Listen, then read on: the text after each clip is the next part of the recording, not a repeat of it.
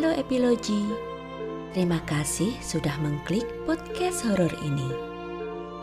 Kali ini aku akan membawakan kisah horor fiksi yang diangkat dari novel karyaku yang berjudul Sedayu Bahu Lawean.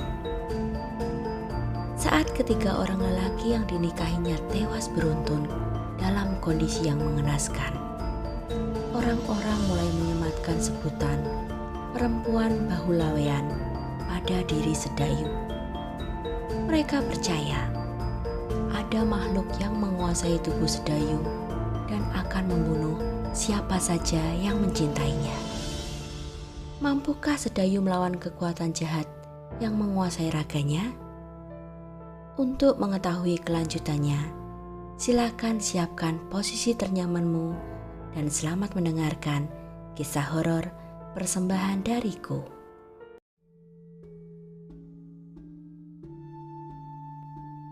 Setelah selama sepekan tinggal di rumah orang tua Aji Saka, Sedayu pun meminta kepada suaminya untuk tinggal di rumah ibunya saja. Ia beralasan ingin tetap belajar melukis bersama teman-temannya di balai kelurahan dan membantu sang ibu berjualan di pasar. Aji Saka sama sekali tak keberatan dengan permintaan sang istri.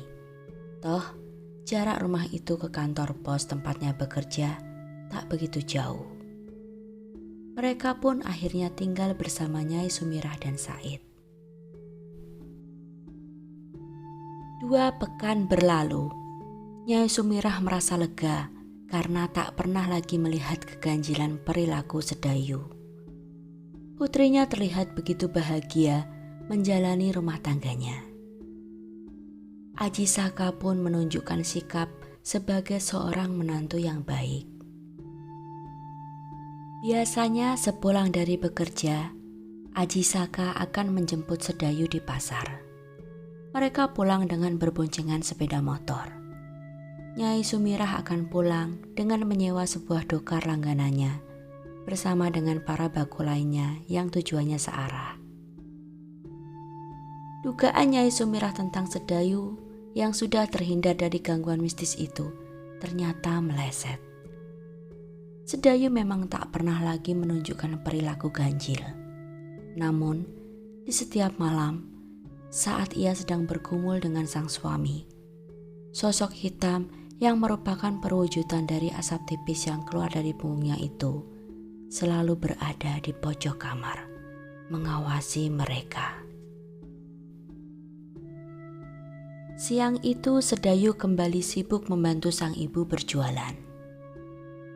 "Kamu makan dulu sana, Nduk. Mumpung pembeli sedang sepi, nanti gantian," ujar Nyai Sumirah setelah selesai melayani pembeli terakhir. Musim kemarau yang panjang menyebabkan udara siang itu terasa sangat panas dan pengap. Jalanan pun berdebu. Mungkin itu sebabnya sehingga para pembeli enggan pergi ke pasar dan memilih untuk berbelanja saat pagi atau menjelang sore. "Enggih, Mbok." Sedayu mulai membuka rantang bekal dari rumah dan menuangkan segelas air dingin dari sebuah kendi. Setelah mencuci tangannya, ia pun mulai makan. Nyai Sumirah menyelonjorkan kakinya di atas tikar pandan. Punggungnya bersandar pada dinding lapak yang terbuat dari papan kayu. Sambil mengipas-ipas dengan kipas anyaman bambu, perempuan itu mulai memejamkan mata. "Semalam saat kamu mandi, suamimu bertanya kepada Simbok, apakah boleh ia membawa Said ke rumah Pak D-nya di Batavia untuk dititipkan di sana?" Nyai Sumirah membuka percakapan. Sedayu menghentikan kunyahannya. Pangkal alisnya bertaut keheranan. "Said, untuk apa suamiku mau menitipkan Said di rumah Pak D-nya?" "Aji Saka bilang ia akan menyekolahkan Said di Batavia agar kelak bisa menjadi pegawai seperti dirinya. Demi masa depan Said kelak. Memangnya dia belum mengatakan tentang hal ini kepadamu?" Belum, Mbok. Ragu Sedayu menjawab.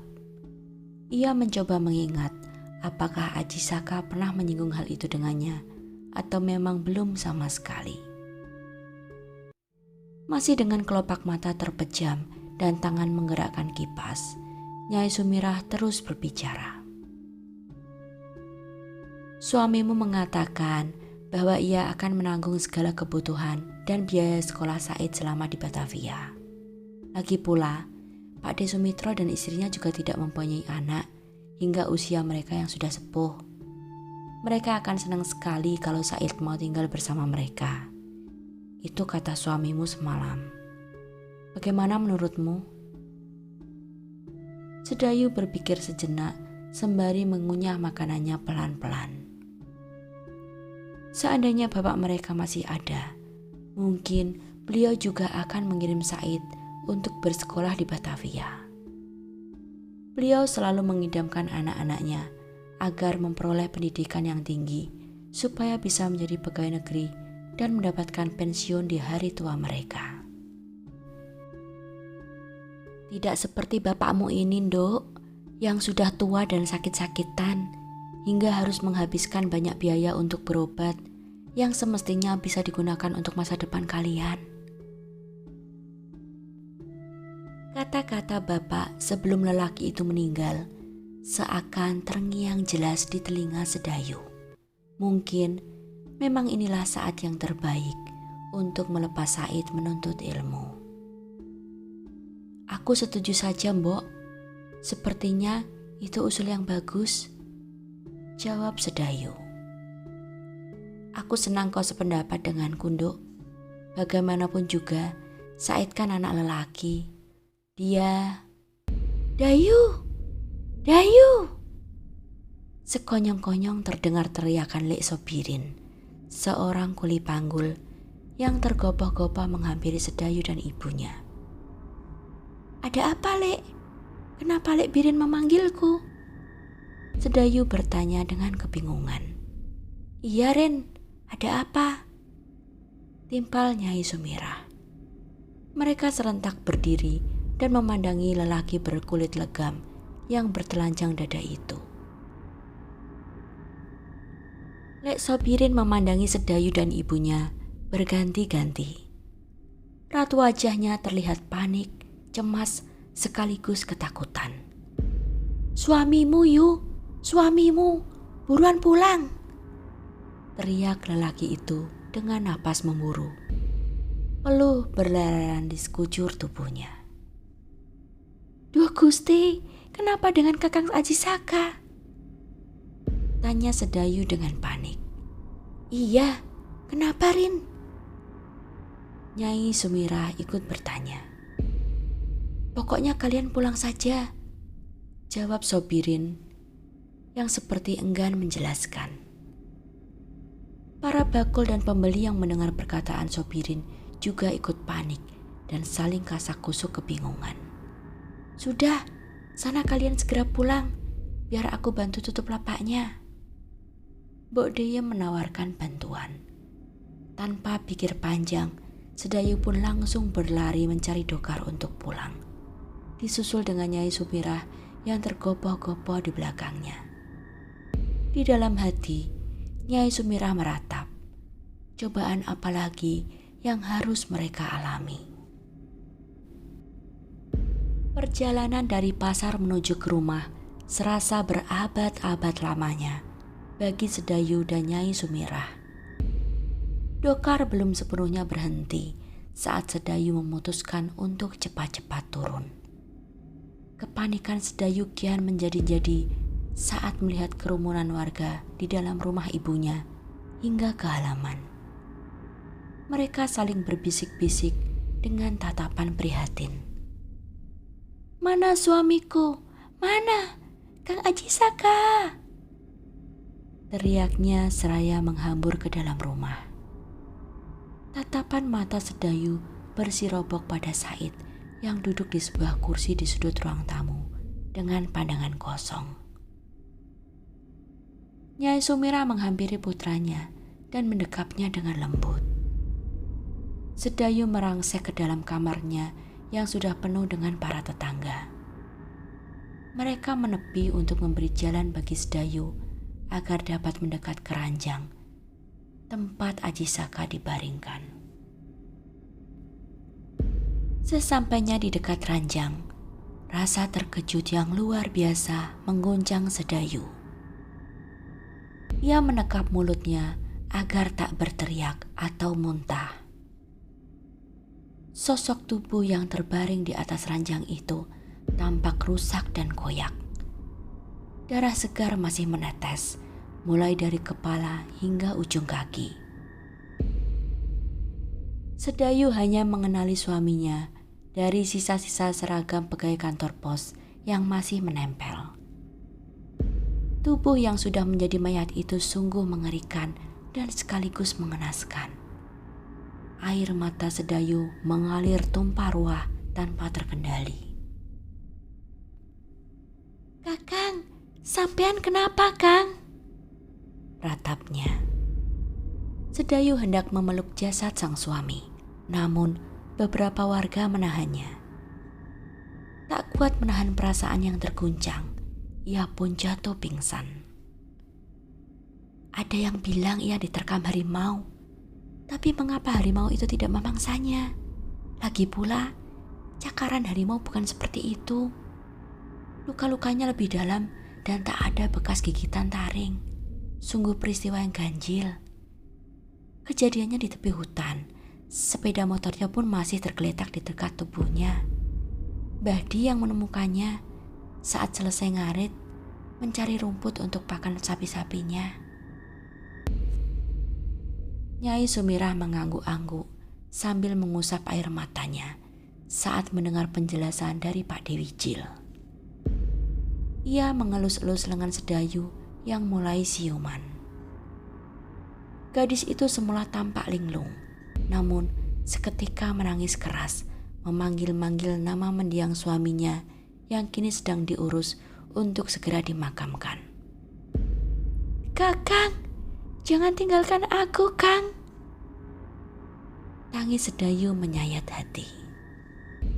Beberapa warga yang menyaksikan ikut meneteskan air mata. Tak tega melihat gadis belia yang belum genap 3 bulan menikah itu harus kehilangan sang suami dengan cara yang mengenaskan. Darah yang terus-menerus mengucur keluar membuat wajah dan kulit tubuh yang tersisa dari Ajisaka pun berubah menjadi putih pucat. Kain kafan yang berlapis-lapis tak mampu menahan rembesan darah. Hingga akhirnya mereka pun menyerah. Jenazah Ajisaka dimasukkan ke dalam keranda dengan keadaan memakai 3 lapis kain kafan yang basah kuyup oleh darah. Sedayu yang lunglai tetap memaksakan diri untuk mengantar jenazah suaminya ke tempat peristirahatan terakhir. Sepanjang perjalanan dari rumah menuju ke area pemakaman, ia dipapa oleh Nyai Sumirah bergantian dengan Mbok Siti. Di belakang punggungnya, ia bisa mendengar orang-orang berkasak kusuk tentang penyebab kematian suaminya. Tak ada seorang pun dari mereka yang pernah melihat kematian dengan cara seperti itu.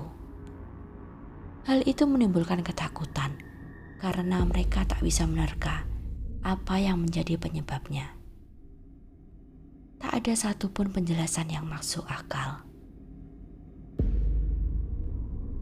"Jangan-jangan dia adalah korban untuk tumbal pesugihan," bisik Yusumi yang terkenal sebagai tukang gunjing di desa mereka. "Shh!" Beberapa wanita memberi isyarat agar Yusumi tak mengambil kesimpulan seperti itu.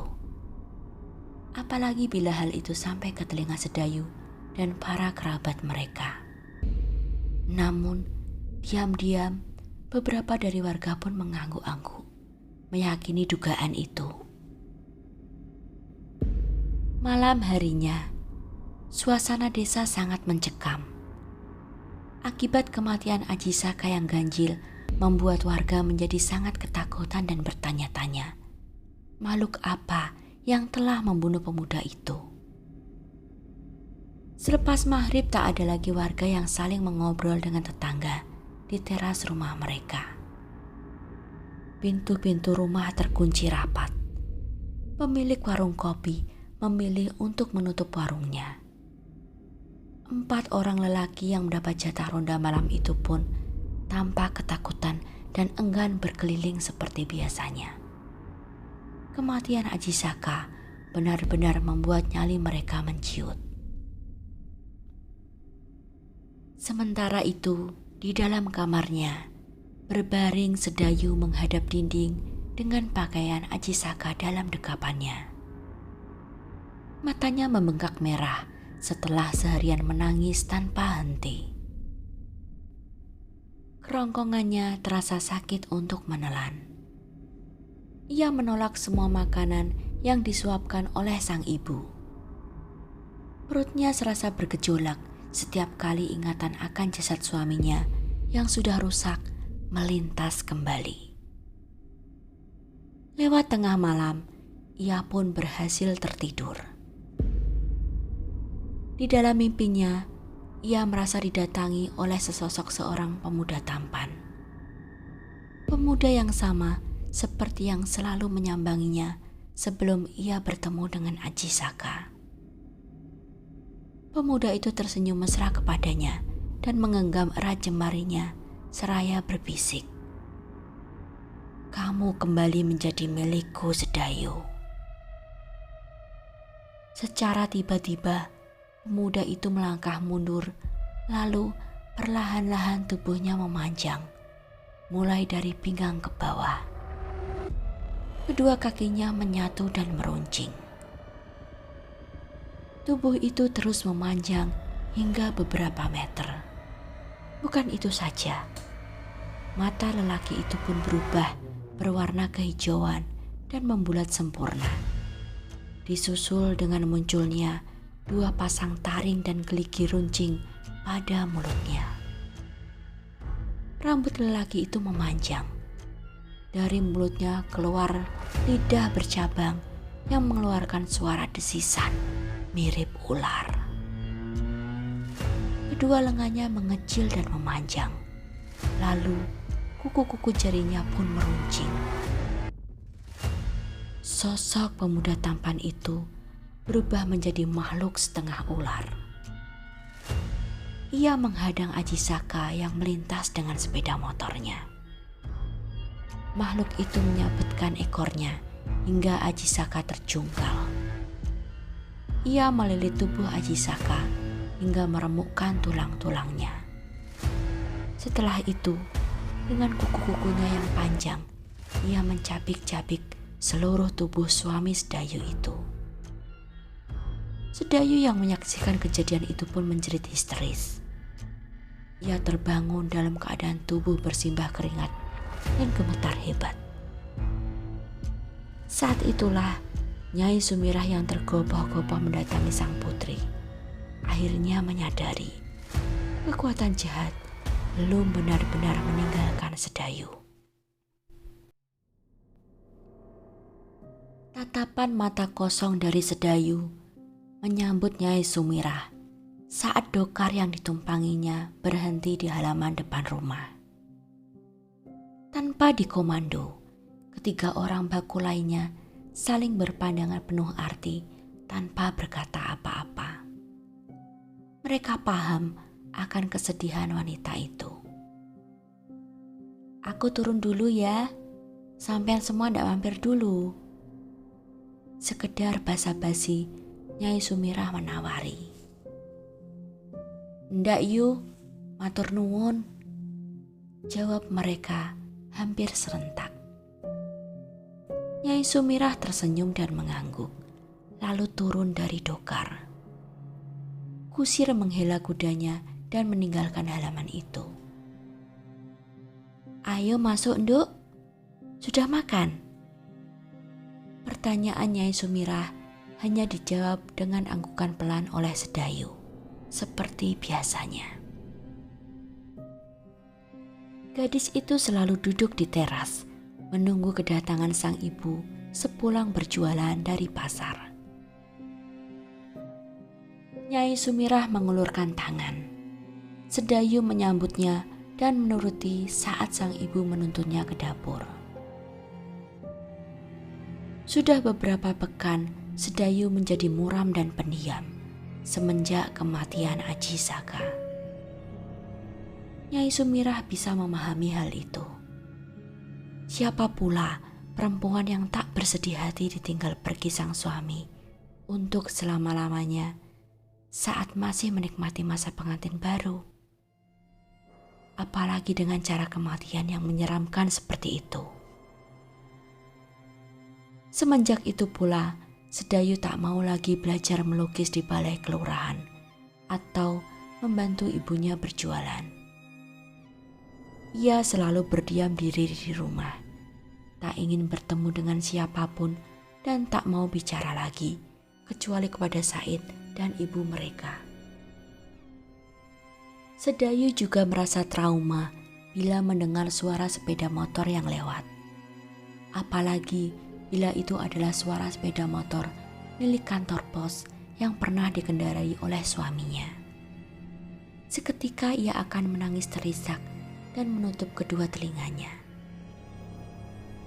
Tak ada kerusakan berarti pada sepeda motor itu setelah kejadian naas yang menimpa Aji Saka. Sehingga kini Pak Badrun yang memakai sepeda motor itu untuk menggantikan Aji Saka mengantarkan surat atau kiriman paket, meskipun lelaki itu enggan. Ia pernah mengajukan keberatan kepada atasannya karena tak ingin memakai sepeda motor itu lagi. Ia takut kejadian naas yang menimpa Aji Saka akan menimpa dirinya juga. Namun, sang atasan kukuh memaksa. Itu sepeda motor mahal, Badrun. Dibeli dari uang pajak rakyat. Jangan disia-siakan. Hardik sang atasan saat Pak Badrun menyampaikan keberatannya untuk yang kedua kalinya. Lelaki itu pun terpaksa menurut ketimbang harus kehilangan pekerjaan. Namun, ia memilih rute memutar, menghindari lokasi kejadian terbunuhnya Aji Saka. Dok, sudah lama kau tak kembali ke balai kelurahan. Teman-temanmu menanyakanmu, bahkan tadi Bulura belanja ke lapak Simbok dan menitipkan salam untukmu. Beliau berharap agar kau segera kembali belajar bersama mereka. Sedayu mengaduk-ngaduk makanannya tanpa minat. Balai kelurahan mengingatkannya manakala untuk pertama kalinya Aji Saka memberikan surat pertamanya sekaligus sebagai sebuah ajakan untuk berkencan. Setelah menikah, Aji Saka juga selalu mengantar dan menjemputnya di balai kelurahan. Ia tak sanggup membayangkan setiap kali kembali ke sana dan teringat akan mendiang suaminya. Sedayu mengangkat kepala. Tatapannya bersirobok dengan sang ibu yang sejak tadi masih dengan sabar menunggu jawabannya. "Enggak, Mbok. Aku enggak mau kembali lagi ke sana," jawabnya lirih. Nyai Sumirah bangkit dari duduknya. "Sudah makanmu?" tanyanya. Sedayu mengangguk. Ia tak ingin menghabiskan isi piringnya. Ia tahu hal itu akan melukai hati sang ibu yang telah bersusah payah memasaknya meski tubuhnya lelah usai berjualan. Namun Sedayu memang sedang sama sekali tak berselera untuk makan dan tak mempedulikan kesehatan tubuhnya. Nyai Sumirah meraih piring Sedayu lalu menumpuknya dengan piringnya sendiri yang telah kosong. Sedayu sempat mendengar dengkusan napas sang ibu yang sedikit keras. Ia hafal sekali tabiat wanita itu bila sedang jengkel. Sedayu memilih untuk diam, meski hatinya ingin sekali mengucapkan permintaan maaf kepada sang ibu.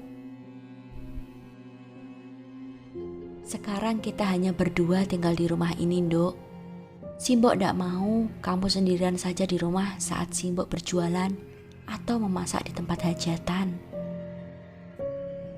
Beberapa hari setelah kejadian Ajisaka, Pak De Sumitro dan istrinya menjemput Said untuk bersekolah di Batavia.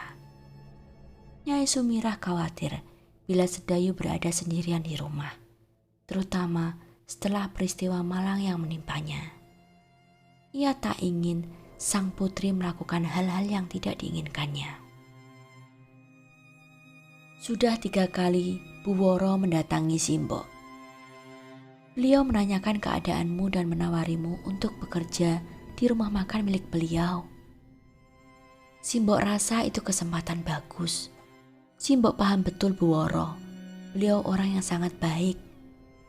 Anak buahnya suka bekerja di sana. Bahkan banyak yang sampai bertahun-tahun dari bujang hingga memiliki anak.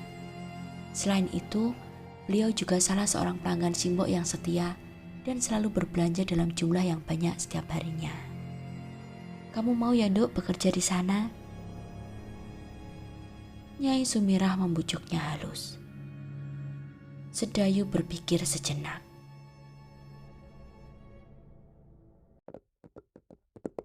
Saat hendak menjawab, tiba-tiba terdengar derap langkah dan ringkikan kuda yang berhenti di halaman. Nyai Sumirah dan Sedayu saling berpandangan dan menanti salam dari tamu mereka. Kula nuwun. Terdengar salam seorang lelaki dari arah pintu. Monggo Ki, sebentar. Nyai Sumirah menyambut Ki Sutopo. Silakan masuk Ki, aku ambilkan uangnya sebentar. Lelaki parubaya itu tersenyum lebar dan melangkah masuk ke dalam ruang tamu. Sedayu yang berada di ruang tengah hanya memandangi ibunya yang tergesa-gesa masuk ke dalam kamar. Ia malas bertemu dengan rentenir itu. Jijik melihat tatapan mesumnya kepada sang ibu. Nyai Sumirah terpaksa berhutang kepada Ki Sutopo saat ia dan suaminya sudah kehabisan barang dan peliharaan yang dapat dijual untuk pengobatan sang suami. Bertahun-tahun kemudian, hutang itu belum terlunasi juga karena bunganya yang mencekik. Maaf Ki, uangnya kurang sedikit. Beberapa hari kemarin aku tidak berjualan karena sibuk mengurus anakku sejak suaminya meninggal. Nanti aku tambah lagi kalau daganganku ramai. Ujar Nyai Sumirah lirih. Oh, ndak apa-apa Nyai. Aku senang kok sering-sering datang kemari.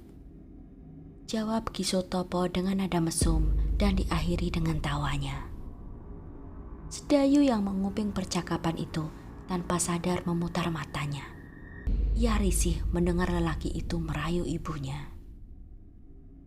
Nyai, daripada kau susah payah bekerja untuk membayar hutangmu, mengapa tak kau terima saja lamaranku? Lebih baik menjadi istriku ketimbang bersusah payah jualan di pasar yang bau dan becek setiap harinya. Suara tawa lelaki itu menggelegar di ujung kalimatnya. Maaf Ki, istri Ki Sutopo kan sudah banyak. Elak Nyai Sumirah menekan rasa jijiknya.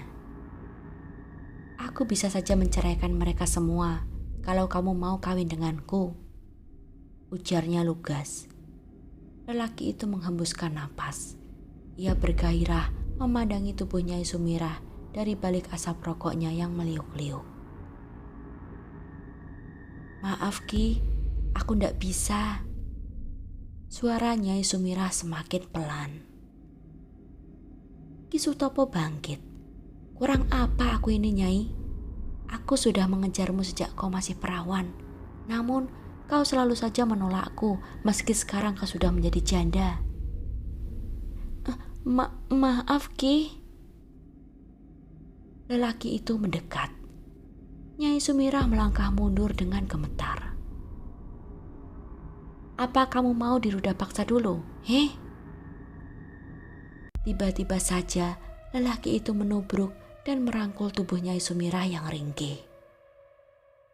"Jangan Ki, jangan!" teriak Nyai Sumirah terkejut. "Jangan jual mahal kamu Nyai," bentak Ki Sutopo. "Hentikan, pergi kau!" Tiba-tiba saja Sedayu sudah berada di belakang Ki Sutopo. Gadis itu menghunus parang yang berkilat-kilat tertimpa sinar lampu minyak. Ki Sutopo berbalik. Ia tampak terkejut. Tak menyangka ada Sedayu di dalam rumah. Lelaki itu melepaskan sergapannya di tubuh Nyai Sumirah. Ia tersenyum sinis kepada Sedayu. "Bocah kemarin sore, aku bahagia mendengar kematian suamimu. Pembawa sial, cih!" Lelaki itu meludah ke lantai dan keluar dengan menghentakkan kakinya. Tak lama terdengar derap kaki kudanya menjauh. Nyai Sumirah terkulai lemas di atas kursi. Ia mulai terisak. Sedayu meletakkan parangnya di atas meja, lalu memeluk sang ibu.